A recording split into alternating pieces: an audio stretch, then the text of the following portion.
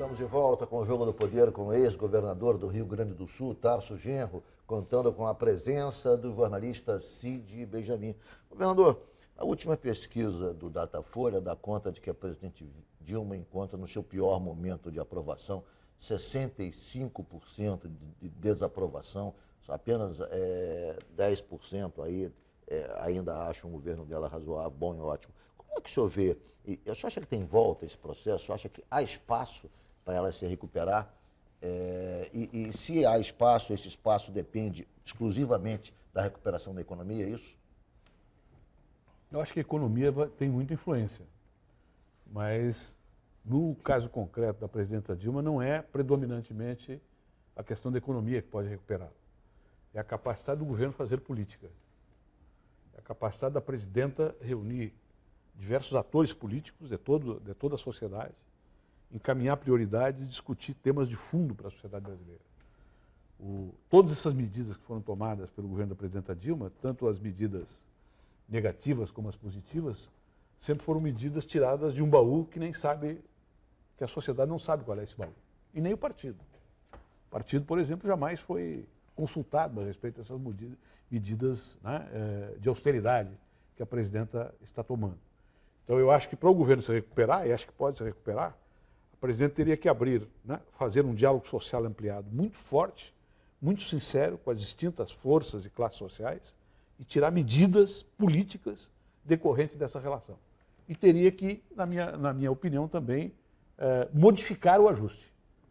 Acho que não vai modificar. Então resta a saída política para o governo. Ou suprimir o ajuste? Modificar em que medida? Não, suprimir não suprime. Então o que é modificável a essa altura? Queria fazer com que os ricos pagassem, não os pobres. Eu acho que, por exemplo, poderia ter duas medidas importantes para modificar o ajuste, né? A presidência mandar para o Congresso Nacional, né, uma proposta de reestruturação fiscal do país, né, e apontar as fontes para isso, que é imposto sobre as grandes fortunas, né, e imposto sobre herança e o CPMF. Dizer o seguinte, isso aqui vai dar rigidez econômica para o país. Isso aí seria uma modificação profunda no ajuste. Se fizesse isso, não precisava nem revogar essas medidas para recuperar o prestígio. E a segunda questão é a questão mais política mesmo, que vem assim, da necessidade de um diálogo social ampliado que qualquer governo tem que ter num país complexo e diferenciado como o nosso. Mas pela natureza dela, esse não é o forte do presidente Dilma, né? De estabelecer relações de diálogos no campo político. Né? É que a política é uma coisa contra a natureza. Se fosse aliado da natureza, só deixava a natureza correr, ou o capital financeiro mandar. Né?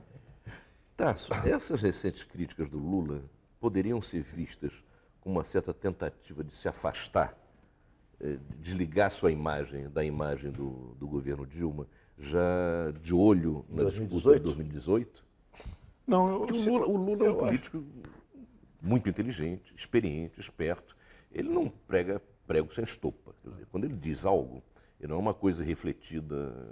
Quer dizer, e foram críticas muito duras, muito duras.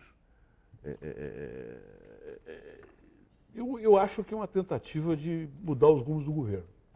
Esse é o limite que eu me ponho atualmente para, né, para observar essas manifestações do presidente Lula. Eu vou ter uma conversa com ele semana que vem e vou me informar melhor de como ele está avaliando a conjuntura e qual é a intervenção que ele realmente quer fazer, né?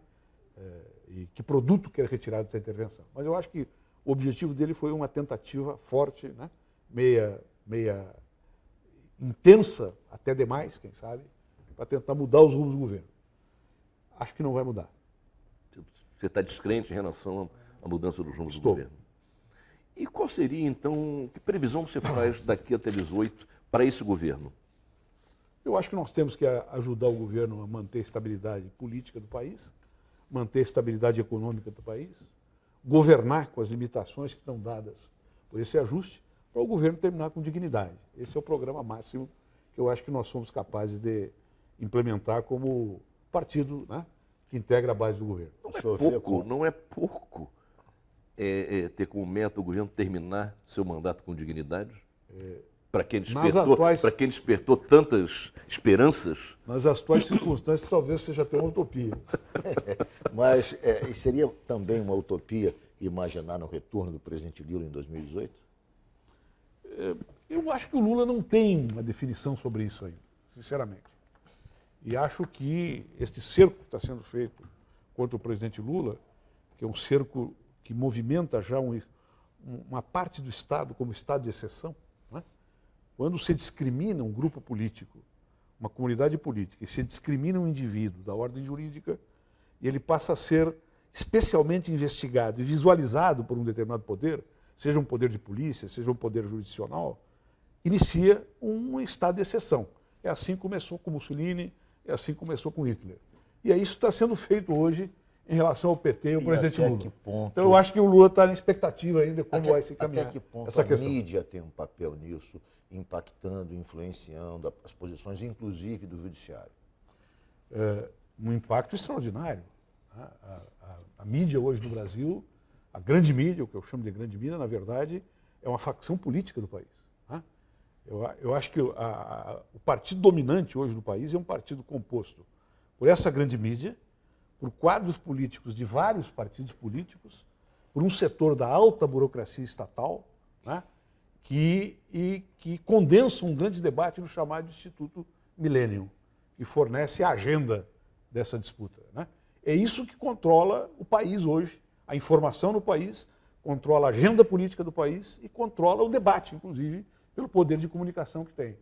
Isto é um fenômeno, né, que caracteriza essa captura que o capital financeiro faz sobre o Estado, que pretende destruir não só a esfera da política, mas os partidos políticos que têm o potencial de mudança e de não aceitação deste quadro. Ao lado de um grande quadro político, o senhor é também um jurista, foi ministro da Justiça brasileiro. Como é que o senhor está vendo as atitudes e decisões do juiz Sérgio Moro no caso da Operação Lava Jato? Há aqueles que veem certo exagero, ele teria transbordado um pouco de suas atribuições em determinadas iniciativas, outros aplaudem o papel do juiz Sérgio Moro. Enfim, qual é a sua avaliação, hoje não mais ministro, mas distante, como jurista que é, como quadro político que é? Como o senhor vê esse processo?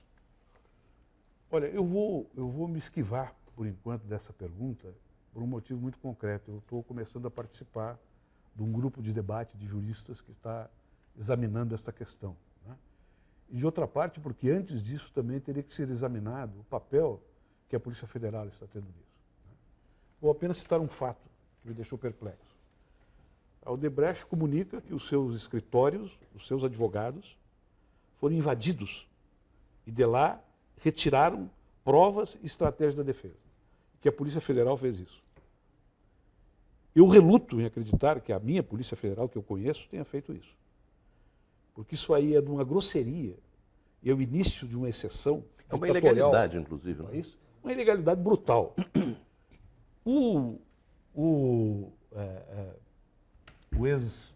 ex-juiz Baltazar Garçom, ele foi expulso do Tribunal da Audiência Nacional Espanhola porque ele estava escutando uma pessoa que estava com o seu sigilo telefônico bloqueado e nesta ligação entrou um advogado conversando com o seu cliente. E ele, ao invés de apagar essa ligação, ele trouxe essa ligação para o processo. Isso aí foi considerado uma violação constitucional de direito brutal e ele foi expulso da magistratura espanhola por isso. Agora imaginem aqui no Brasil se isso é verdadeiro, o que está sendo dito pelo Odebrecht. Isto é um escândalo nacional, é uma destruição do direito de defesa e é o início de um estado de exceção no país. Como é que o senhor vê também, então eu por quero exemplo, me certificar primeiro se é verdade. outra pergunta, como é que o senhor vê a questão da extensão dessas prisões por tempo indeterminado até que se haja, digamos, a decisão da pessoa em fazer a delação premiada? Quer dizer, na verdade, tem que se visto isso com muita frequência. A prisão, me parece que é um instrumento para se chegar à delação premiada. Eu vou falar do ponto de vista apenas técnico. Eu também vou me reservar politicamente para fazer isso em outra oportunidade. Delação premiada não é prova, é mero indício. E forçar a prisão de pessoas para obter indícios é inconstitucional, é ilegal. E gera uma desigualdade entre o direito de defesa e a acusação que não é comportável no Estado de Direito Democrático. Cid? Você é favorável ao Estatuto da Delação Premiada? Porque muita gente no PT foi favorável quando ele foi criado e hoje já revê a posição. Eu tenho uma posição um pouco diferente de alguns juristas eméritos, como meu grande amigo e companheiro Vadir Damus, que é contra a delação premiada. Eu acho que a crítica que ele faz à delação premiada no sistema atual aqui no Brasil está correta. Mas eu acho que o Instituto não é negativo se ele for bem aplicado. Não, e eu pessoalmente não sou advogado, mas eu não vejo outra forma com essa eficiência para se combater máfias. Quer dizer, a experiência internacional mostra, inclusive, que é um instrumento importantíssimo. Evidentemente, as ressalvas que você fez são justíssimas, quer dizer, ela tem que ser utilizada respeitando as garantias constitucionais. Mas, hoje em dia, entre advogados e entre petistas, tem muita gente que mudou de posição em relação à delação premiada. Eu tinha posição favorável ao Instituto em geral e continuo mantendo essa posição, porque eu acompanhei muito de perto, inclusive, os institutos de delação premiada que ocorreram na Itália naquela oportunidade. Até tivemos aqui o caso Battisti, né? E que estava envolvido naquele processo, naquele tipo de processo. Mas acho que atualmente há uma distorção. E qual é a distorção? Não é o fato de que esses elementos que são trazidos pela delação premiada não devam ser utilizados no processo. É o peso que se dá a eles para transformar esses processos em processos de exceção. Governador, nosso tempo se esgotou. Obrigado. Foi um prazer enorme recebê-lo Muito aqui obrigado. no Jogo do Poder. Obrigado. Um prazer recebê-lo. Muito Cid, obrigado. muito obrigado por ter comparecido Obrigado pelo convite. e ter participado dessa entrevista. E obrigado a você que nos acompanhou de casa. O Jogo do Poder volta no próximo domingo, às 11 horas. Muito obrigado pela sua audiência e até lá.